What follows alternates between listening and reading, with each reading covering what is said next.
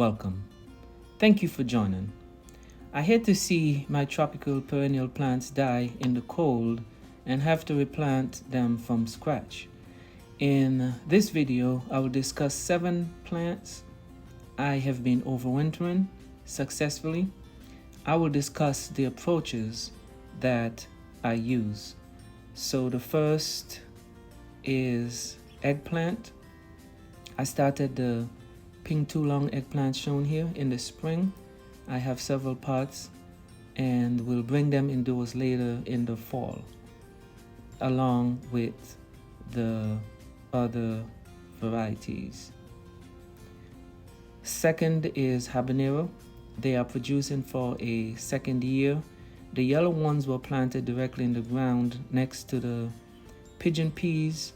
I removed some, while the others were overwintered directly in the ground. The red variety I started those later. They were overwintered in a heated greenhouse and produced for the first time.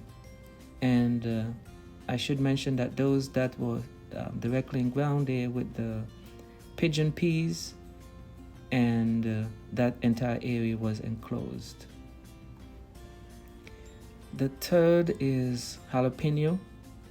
They are also in their second year. They're located in a partially shaded location.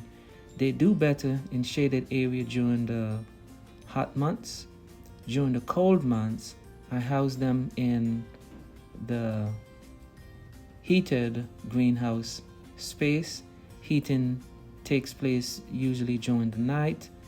In the day, they usually adequate sunlight. Now, number 4 is the bell pepper, and that's one of the first set of peppers that I've started to overwinter over the years. And this allows us to have a constant supply as early as in the spring. Now, so the plants I have here, they range anywhere from 2 to 3 years old. Fifth is the cayenne pepper. The plants, they are 2 years old.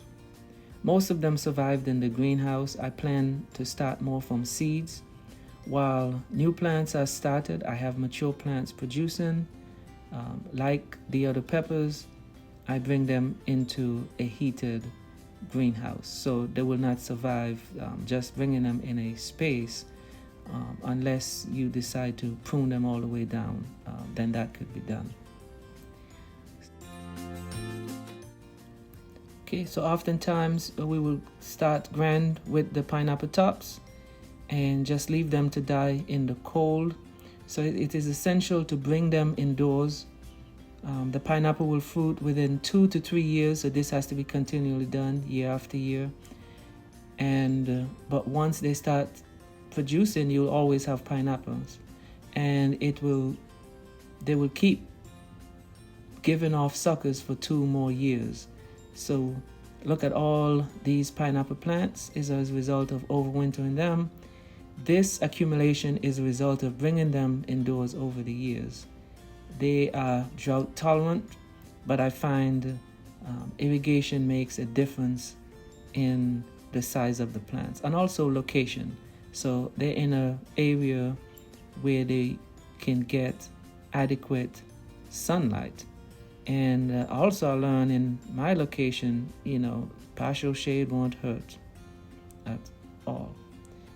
Number 7 is the turmeric. You could overwinter turmeric. The smaller plants shown here were transplanted perhaps 2 months ago, so they will not produce large enough rhizomes by the November harvest. So I will allow them to die back. Then I mulch them with some pine straw. They will sprout when it warms up in the spring. And for those that I harvest, I usually return portions into the area, the bed area, and do the same, and they will return.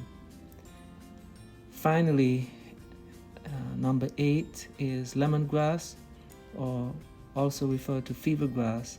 They have been here for a while in this location. Now it depends on your property and your property elevation. But in the fall, what I've been doing is I cut them down to the ground. I add various layers of cover over them. I added soil, then I add a thick layer of mulch. I did a previous video on how I overwinter my lemongrass. Now if you're trying this for the first time, I would suggest bringing some indoors in pots. I still have quite a bit in pots also, and experiment with some planted directly in the ground outdoors.